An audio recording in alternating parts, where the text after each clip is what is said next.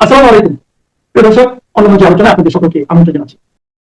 বাংলাদেশের সেনাপ্রধান জেনারেল ওয়াকার খানের দাড়ি এবার বাংলাদেশের সীমানা ছাড়িয়ে বিদেশি প্রচার মাধ্যমের দৃষ্টি আকর্ষণ করছে। এর সাথে রয়েছে পাহাড়ে নতুন করে সংঘর্ষ শুরু হয়েছে, আর ডাঙায় চলছে বিচি চেপে ধরার অভিনব পন্থা। আজকে এইসব বিষয় নিয়ে কথা বলবো, শেষ পর্যন্ত সাথে। আসসালামু আলাইকুম, আদাব এবং নমস্কার। আমার পেছনে দেখতে পাচ্ছেন যে বিশাল মালাক্কা প্রণালীর একটি অংশ। এটি মালয়েশিয়া এয়ারপোর্টের কাছে সেপাং নামের একটা জায়গা, যেটাকে গোল্ড কোস্ট বলে। একটি কনফারেন্সের জন্য আমি এখানে এসেছি এবং এই রিসোর্টে অবস্থান করছি। এই মালাক্কা প্রণালীটা হরমুজ প্রণালীর চাইতেও বেশি গুরুত্বপূর্ণ এবং এটি দক্ষিণ চীন সাগর এবং আন্দামান সাগরের দুটো সাগরকে কানেক্ট করেছে। এবং এই কারণে মালাক্কা প্রণালীর কথা আপনাদের বলছি যে আগামী দিনের জিওপলিটিক্যাল সিচুয়েশনে, কনফ্লিক্টে এই মালাক্কা প্রণালী ভীষণ গুরুত্বপূর্ণ হয়ে উঠবে এবং এই প্রণালীকে কেন্দ্র করে বে অফ বেঙ্গল সব মিলিয়ে নতুন করে একটা জিওপলিটিক্যাল ক্রাইসিস ডেভেলপ করার ঝুঁকি রয়েছে। যাই হোক, শুরুতে বলছিলাম যে বাংলাদেশের সেনা প্রধান জেনারেল ওয়াকার খান এবছর হজে গিয়েছিলেন এবং হজ থেকে ফিরে আমরা দেখলাম তিনি দাড়ি রেখেছেন। বাংলাদেশে যতদূর জানি তিনি প্রথম এবং এ পর্যন্ত একমাত্র সেনাপ্রধান যিনি সেনাপ্রধান হিসেবে দায়িত্ব পালনকালে দাড়ি রেখেছেন। এই দাড়ি নিয়ে অনেকেই নানান রকম মন্তব্য করেছেন, পক্ষে বিপক্ষে, কিন্তু এটি বাংলাদেশের সীমানা ছাড়িয়ে বিদেশেও প্রচার মাধ্যমে আলোচিত হচ্ছে। একটি প্রোগ্রামে দেখলাম যে আলোচক জেনারেল ওয়াকার খানের এই দাড়ি রাখাকে খুব সুন্দর করে সংক্ষেপে বর্ণনা করেছে। বলেছে যে এই দাড়ি রাখার মধ্য দিয়ে আবারও প্রমাণিত হলো যে এই জেনারেল ওয়াকার খান আসলে একজন অত্যন্ত অপরচুনিস্ট অথবা খুবই সুবিধাবাদী একজন মানুষ। যখন যা করলে তার সুবিধা হবে ব্যক্তি স্বার্থে তিনি তা করতে কখনো দ্বিধা বোধ করেন না, যেটা আমরা 2024 সালের জুলাই আগস্টের জঙ্গি অভ্যুত্থানে দেখেছি।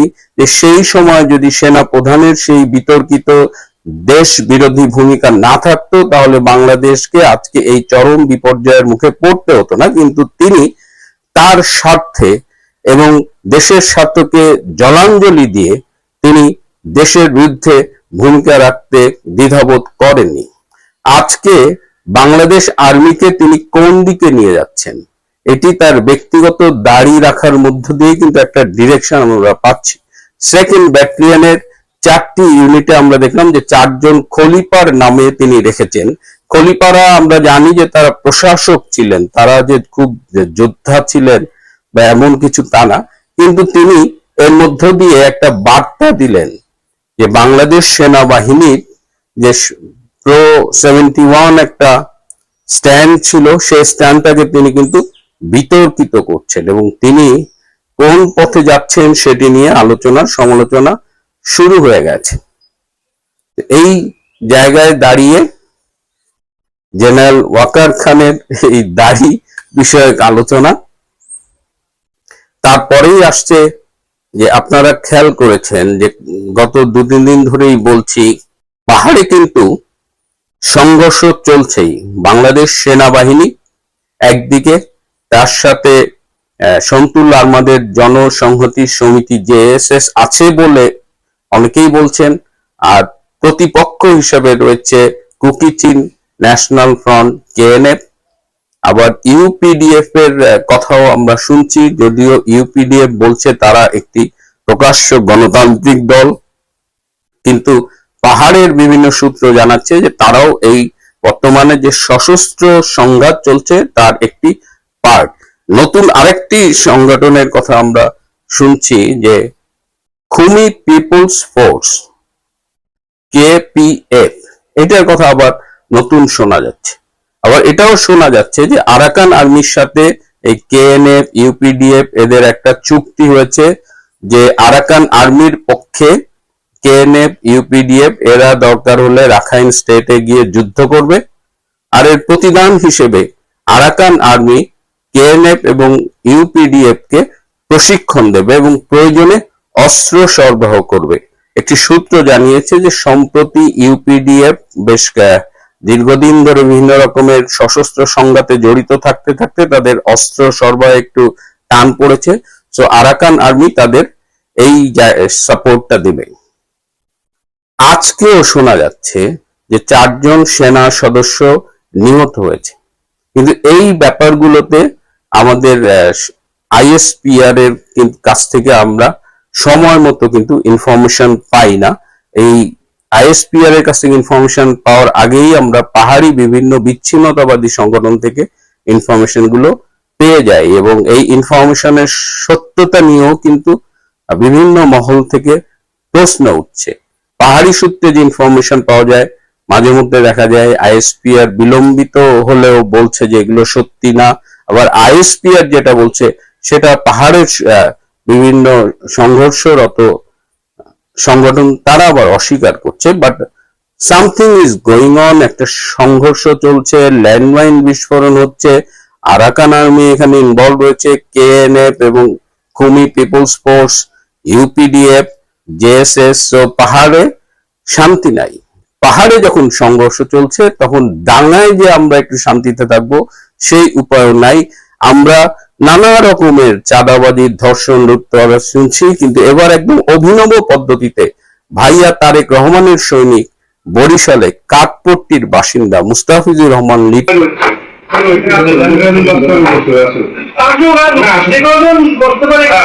আমার অনেক ধৈর্য স্বাভাবিক।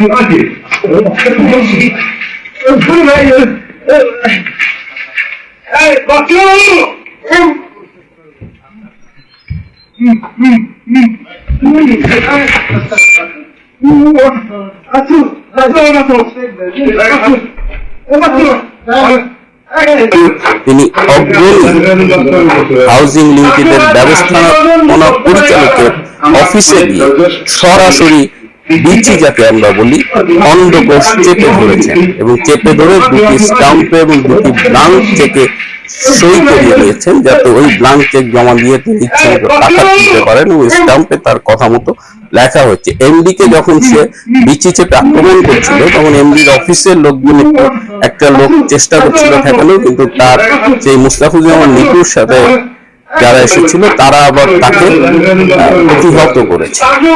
তো ভাইয়া যে বাংলাদেশ আমাদের 2001 থেকে 2006 সালে উপহার দিয়েছিল, আমরা সেই পথে যাচ্ছি। ভীষণ আনন্দের বিষয়, এবং অনেকগুলো জেলা থেকে আমরা খবর পাচ্ছি যে বিশ্বকাপ যখন সারা পৃথিবী দেখছে, বাংলাদেশের সেই আগ্রহী দর্শক তখন লোডশেডিং এর অন্ধকারে বসে আছে, এবং ইতিমধ্যেই বিভিন্ন জেলায় বিদ্যুৎ অফিসে আক্রমণ হয়েছে, বিদ্যুৎ অফিস ঘেরাও হয়েছে, এবং বাংলাদেশে বিদ্যুৎ পরিস্থিতি যেদিকে যাচ্ছে তাতে এই বিদ্যুৎকে কেন্দ্র করেই কিন্তু ভাইয়ার সামনে খুব খারাপ দিন আসতে পারে। একটি সুখবর দিয়ে শেষ করি যে অবশেষে শিখা অনির্বাণ জ্বলেছে। টাকার অভাবে সরকারের ব্যয় সংকোচন নীতির কথা বলে যে তারা যে শিখা অনির্বাণ বন্ধ রেখেছিল এই সামাজিক যোগাযোগ মাধ্যমের প্রতিবাদের কারণে, কারণ আমাদের প্রধান মিডিয়া কেউ এই নিউজ দেয়নি। সুতরাং শিখা অনির্বাণ জ্বলেছে। আমাকে একজন সরাসরি ক্যান্টনমেন্ট থেকেই খবর পাঠালেন, প্রত্যক্ষদর্শী। আর যে টাকার কথা বলা হচ্ছিল যে টাকার অভাব সরকার ব্যয় সংকোচন নীতি করছে, তাহলে যুদ্ধ অপরাধী গোলাম আজমের ছেলে আজমিকে কি করে 1 কোটি টাকা দেওয়া হয়? এবার যে 1 কোটি টাকা দেওয়া হলো তা না, এর আগে তাকে 5 কোটি টাকা সেনাপ্রধান বিশেষ ফান্ড থেকে দিয়েছে, যে টাকায় মিরপুর DOHS এ এই আজমি একটি বাড়ি তৈরি করেছে। তো হরিলুট চলছে বাংলাদেশে, এবং এই লুটপাটে একদিকে যেমন সেনাপ্রধান জেনারেল ওয়াকার খানের নির্দেশে চলছে, আর একদিকে চলছে ভাইয়ার সৈনিকেরা সারা দেশে হরিলুট করছে। অত্যাচার, নির্যাতন তো আছেই। প্রিয় বন্ধুরা, আজ এ পর্যন্তই। ভালো থাকবেন, সুস্থ থাকবেন, তার চেয়েও জরুরি হলো নিরাপদে থাকবেন। সবাইকে অনেক ধন্যবাদ। আসসালামু আলাইকুম। 2026 সনের জুলাই মাসের 2 তারিখে আমি এই ভিডিওটি করছি। গতকাল ছিল ব্যাংক হলিডে, জুলাই মাসের প্রথম দিন। যদি আমরা স্মরণ করি 2024 সনের এই জুলাই মাসের প্রথম দিনটি, সারা বাংলাদেশ উত্তাল। কোনো কিছুই কারো নিয়ন্ত্রণে ছিল না। মানুষের মধ্যে বা মানুষের রক্তের মধ্যে একটি বিপ্লব, একটি আন্দোলন, একটি অভ্যুত্থানের যে বারুদ, এটি মিশে গিয়েছিল। যে রমণী কোনোদিন ঘর থেকে বের হয়নি, তিনিও এই সময়টাতে বের হয়ে গিয়েছিলেন। যে শিশু সারাদিন বসে শুধু কার্টুন দেখত, মিকি মাউস বা ধরুন টম অ্যান্ড জেরি, সেও জানালা দিয়ে উকি দিয়ে মিছিল দেখাকে মনে করত জীবনের সবচেয়ে বড় বিনোদন, প্রাপ্তি, আত্মতৃপ্তি। যে দুর্বল এবং ভীরু মানুষটি ঘর থেকে বের হতো, বাজারে যেত, মসজিদে যেত, আর মাথা নিচু করে ঘরে ঢুকত, সেও মসজিদ থেকে বের হয়ে বাজার থেকে আসার পথে দাঁড়িয়ে দাঁড়িয়ে ছাত্র জনতা যারা আন্দোলন করছে তাদের সেই দৃশ্য দেখত। জুলাইয়ের পরে কি হবে, শেখ হাসিনার পতনের পরে কি হবে, সারা বাংলাদেশ কোথায় কিভাবে যাবে, আমরা কেউ কল্পনা করিনি। আমরা শুধু চেয়েছি শেখ হাসিনার পতন হোক।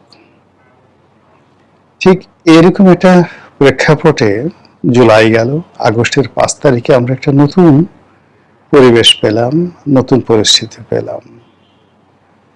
আমাদের অনেকের জন্য আনন্দ, কিন্তু বাংলাদেশের 6 কোটি মানুষ যারা আওয়ামী লীগের সঙ্গে জড়িত ছিল সরাসরি, তাদের জীবনে রীতিমতো বিভৎস কালো রাত্রি চলে এলো। যেভাবে পাকিস্তান হানাদার বাহিনী 1971 সনের 25শে মার্চ তারিখে সমস্ত বাঙালির জীবনে এক দুর্বিষহ, 7.5 কোটি বাঙালির জীবনে এক দুর্বিষহ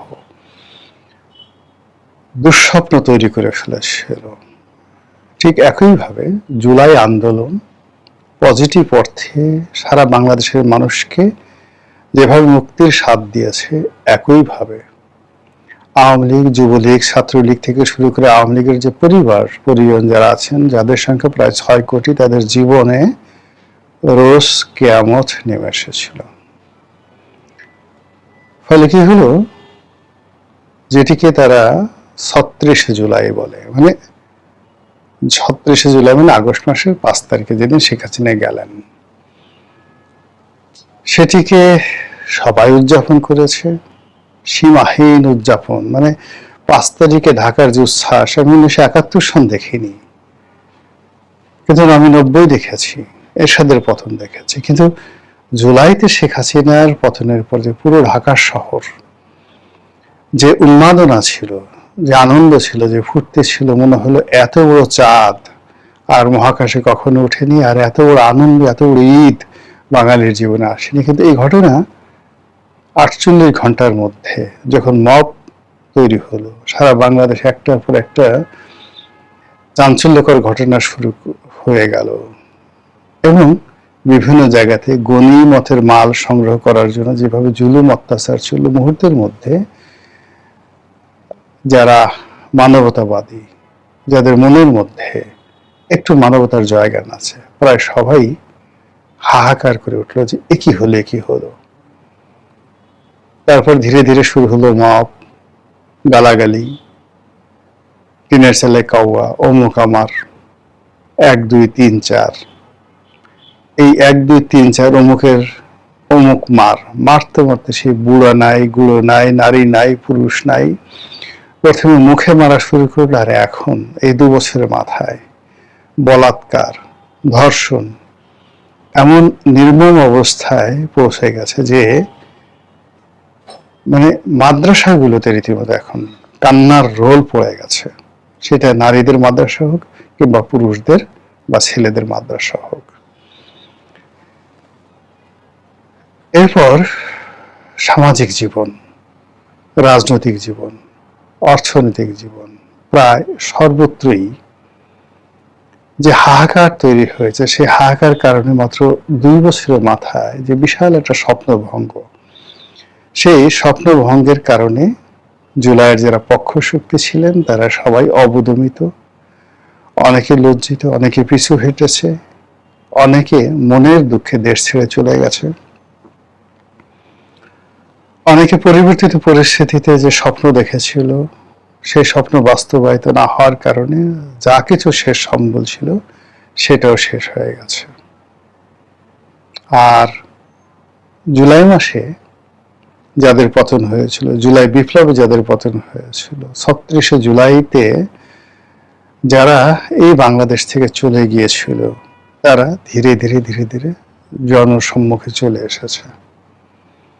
তারা মিছিল করছে প্রকাশ্যে, তারা বাংলাদেশে ঢুকে পড়ার হুমকি দিচ্ছে, ধামকি দিচ্ছে, এবং তাদের যে কোনো একটা প্ল্যান, একটা সাধারণ প্রোগ্রাম যে তারা 23শে জুন আওয়ামী লীগের প্রতিষ্ঠা বার্ষিকী পালিত হবে, এই প্রতিষ্ঠা বার্ষিকী মোকাবেলা করার জন্য সারা বাংলাদেশে সেনাবাহিনী ডিপ্লয় করতে হয়েছে। বোঝার চেষ্টা করুন যে জুলাই বিপ্লবের যাদেরকে পরাজিত শক্তি বলা হয় তারা কি পরিমাণ সংগঠিত হয়েছে। এখন শেখ হাসিনার বক্তব্য যেভাবে গুরুত্বপূর্ণ, অন্য যে কোনো আওয়ামী লীগ নেতা দেশের ভিতর থেকে বলুক বাইরে থেকে বলুক একইভাবে সেটা গুরুত্বপূর্ণ।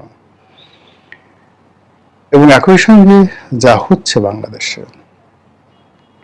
এই বাংলায় যা কিছু হচ্ছে তাতে করে সবার নাক কান 5টি ইন্দ্রিয় তারা খোলা রেখেছে। আওয়ামী লীগ কি করে, আওয়ামী লীগ কখন আসবে, আওয়ামী লীগ আসলে কি করতে চায়। জুলাই মাসটা আমাদের দেশে প্রাকৃতিকভাবে অভিশপ্ত একটি মাস। এই মাস ব্যক্তির জীবনে, সমাজের জীবনে, রাষ্ট্রের জীবনে হাজার বছরের ইতিহাসে বহু বিপর্যয় ঘটিয়েছে।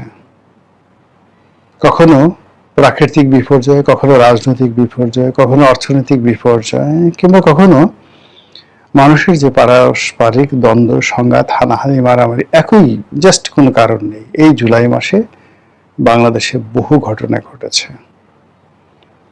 আগস্ট মাসে এটা ধারাবাহিক থাকে, কিন্তু আগস্ট মাসে জুলাইয়ের যে উত্তেজনা, সেই উত্তেজনার যে চূড়ান্ত যে রূপ, এটা আমরা আগস্ট মাসে দেখতে পাই।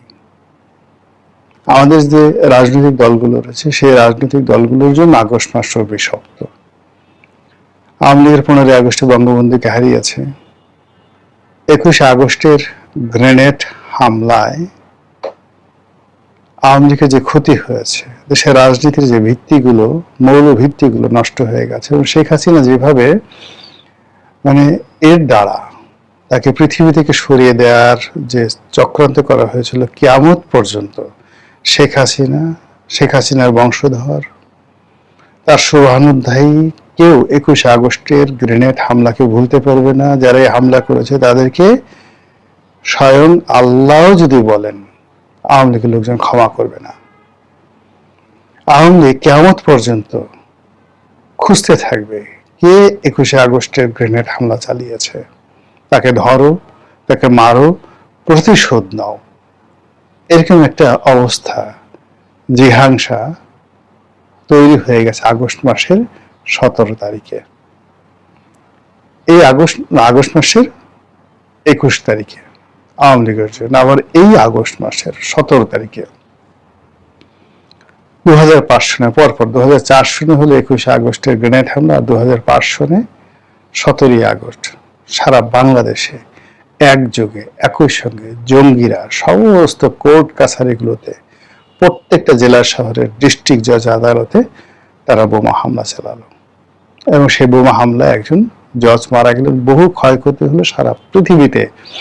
বাংলাদেশের যে জঙ্গিবাদ, বাংলা ভাই, আব্দুর রহমান থেকে শুরু করে জামাত, এদের সবার বিরুদ্ধে একটা জনমত তৈরি হয়ে গেল সারা পৃথিবীতে। মার্কিন স্টেট ডিপার্টমেন্ট থেকে শুরু করে সব জায়গাতে এই জঙ্গিদের মদতদাতা হিসেবে বিএনপিকে ব্ল্যাকলিস্ট করা হলো, এবং বিএনপির শীর্ষ নেতৃত্বে যারা ছিলেন সবাই আমেরিকার খাতায় একজন দাগী মানুষ হিসেবে, কলঙ্কিত মানুষ হিসেবে সেখানে তাদেরকে লেখা হলো।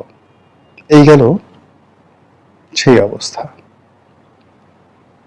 তো সেই যে ধারাবাহিকতা, সেই ধারাবাহিকতা বছর গেলে, যখনই জুলাই আসে, যখনই আগস্ট আসে, সেই গত 17 বছর কিন্তু আওয়ামী লীগ কেঁদেছে। আর সেই কান্নাটি আবার 2024 সালের আগস্ট মাসের 5 তারিখে তাদেরকে একেবারে মাটির সঙ্গে মিশিয়ে দিয়েছে। এখন প্রশ্ন হলো যে এত একটা বিপ্লব, এত একটা অন্যায়, এত সুদীর্ঘ কালের শাসন, যেটিকে এখন ফ্যাসিবাদী শাসন বলা হচ্ছে, এরপরে আওয়ামী লীগের তো অস্তিত্ব থাকার কথা নয়, আওয়ামী লীগের নাম নেওয়ার মতো কিন্তু মানুষ বাংলাদেশে থাকার কথা নয়, কিন্তু কেন আবার আওয়ামী লীগ তার স্বরূপে ফিরে আসার চেষ্টা করছে? কেন আওয়ামী লীগ ভয় দেখাচ্ছে? কেন আওয়ামী লীগকে আমরা ভয় পাচ্ছি? কেন আওয়ামী লীগ নিয়ে আলোচনা করছি? কেন কেন কেন? পাগলের মতো শুধু এই প্রশ্নগুলো। আমাদের যেভাবে প্রশ্ন আছে, দ্বিতীয় যে স্তর, সেটা হলো আওয়ামী লীগ কি এই জুলাই আগস্ট মাসে বসে থাকবে? হয়তো বসে থাকবে, হয়তো নাকে তেল দিয়ে ঘুমাবে, হয়তো যে যার অবস্থানে থেকে পোলাও কুরমা কালিয়া কোপ্তা খাবে, কেউ হয়তো হাজারি করবে, ডাজ নট ম্যাটার, আমরা কিছু জানি। কিন্তু আমাদের আতঙ্ক যে সুসংগঠিত আওয়ামী লীগ তার রাজনৈতিক ক্ষমতা, তার শক্তি, তার অর্থ, তার বিত্ত, এবং সর্বোপরি ভারতের ইসরায়েলের মোসাদ, সিআইএ এবং তাদের অন্য যে সকল সাহায্যকারী শক্তি রয়েছে, অক্সিলারি ফোর্স রয়েছে, তাদের মাধ্যমে বাংলাদেশে নাশকতা চালানোর চেষ্টা করবে, সরকারকে ভয় দেখানোর চেষ্টা করবে, আওয়ামী লীগের আধিপত্য বিস্তার করার চেষ্টা করবে, এবং যে কোনো একটা কর্ম ঘটিয়ে তারা সরকারকে বিশ্ববাসীর কাছে বিব্রত করবে। এখন বাংলাদেশে যা কিছু হচ্ছে নেতিবাচক, প্রায় সবকিছুর জন্যই সকল পক্ষ আওয়ামী লীগকে দায়ী করছে। সাদা পতাকা সারা বাংলাদেশে টানানো হচ্ছে, সবাই বলছে এটা রয়ের একটা মাস্টার প্ল্যান। এটা আওয়ামী লীগ এই কাজগুলো করছে মূলত ধর্মকে ব্যবহার করে, জামাতকে এবং অন্যান্য ইসলামী যে দলগুলো আছে তাদেরকে পশ্চিমের কাছে হেয় করার জন্য। আওয়ামী লীগের যে রাজনৈতিক কৌশল এবং তাদের যে বুদ্ধিমত্তা, তারা এই কাজ করতে পারে, আবার নাও করতে পারে, কিন্তু ঘটনাগুলো ঘটছে এবং এই পতাকা টানানোর ফলে আমাদের সমস্যা হচ্ছে। এরপর শেখ হাসিনা আসবে কি আসবেন না, উই ডোন্ট নো, কিন্তু সে যেভাবে লিখিতভাবে বিশ্বের সমস্ত পত্র পত্রিকাকে লিখেছে বা জানিয়েছে যে 2026 সনের মধ্যেই সে বাংলাদেশে আসবে, তার মাথার উপর মৃত্যুদণ্ডের রায়, তাকে আসলেই জেলে যেতে হবে, এবং সে যদি পুরো পরিস্থিতি রাজনৈতিকভাবে মোকাবেলা করতে না পারে, তাকে কাদের মোল্লাকে যেভাবে ফাঁসিতে সে টানিয়েছে, যেভাবে মীর কাসিমকে টানিয়েছে, বাংলাদেশের একজন মহিলা প্রধানমন্ত্রী, তাকে প্রথম ফাঁসির কাস্টে চলতে হবে। এটি লিখিত আছে, 100% গ্যারান্টি দেওয়া যাবে না, যে এখান থেকে 1% গ্যারান্টি দেওয়া যাবে না তিনি রক্ষা পাবেন, কিন্তু 100% গ্যারান্টি দেওয়া যাবে যে তিনি বাংলাদেশে আসলে এরকম একটা জালের মধ্যে পড়বেন। সেই ঝুঁকি তিনি জানেন, তারপর তিনি আসতে চাচ্ছেন। তার মরণের কেন এত স্বাদ, কেন ফাঁসিতে ঝুলার তার এত আগ্রহ? তিনি কি ক্ষুদিরাম হতে যাচ্ছেন, নাকি মাস্টারদা সূর্য সেন হতে চাচ্ছেন, নাকি ইতিহাসে সে সকল ঘৃণিত ব্যক্তি হতে চাচ্ছেন যাদেরকে ফাঁসিতে টানিয়ে মেরে পুরো জাতি উল্লাস করেছিল?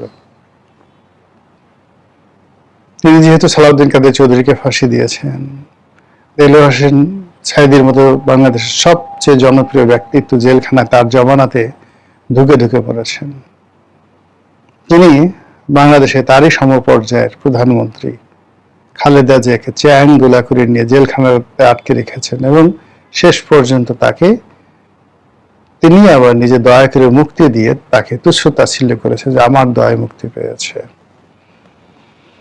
তো সেই তিনি বাংলাদেশে আসছেন, বুঝে আসছেন, অবশ্যই না বুঝে আসার কোনো কারণ নেই। তিনি আসছেন প্রতিপক্ষকে সাহায্য করার জন্য, অথবা প্রকৃতির ডাকে সাড়া দিয়ে পিপিলিকার পাখা হয় মরিবার তরে, বা সেদিন যখন খুব জ্যোৎস্না ছিল,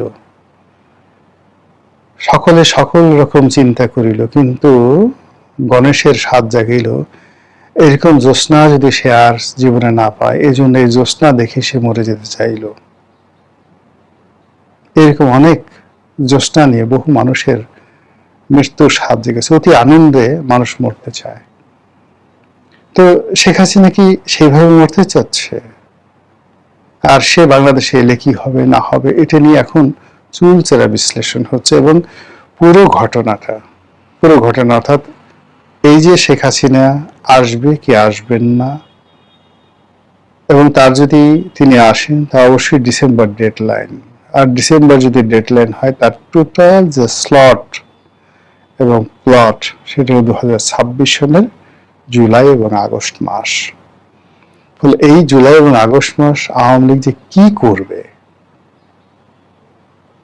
তাদের সঙ্গে মিশে, দিল্লি মিশে, অন্যান্য দেশি বিদেশি চক্র, দেশের মধ্যে তাদের প্রচুর চক্র রয়েছে, তারা সবাই মিলে আসলে যে কি করবে, এটি অবশ্যই আমাদেরকে গুরুত্ব সহকারে ভাবতে হবে। যার যার অবস্থান থেকে সতর্ক থাকতে হবে।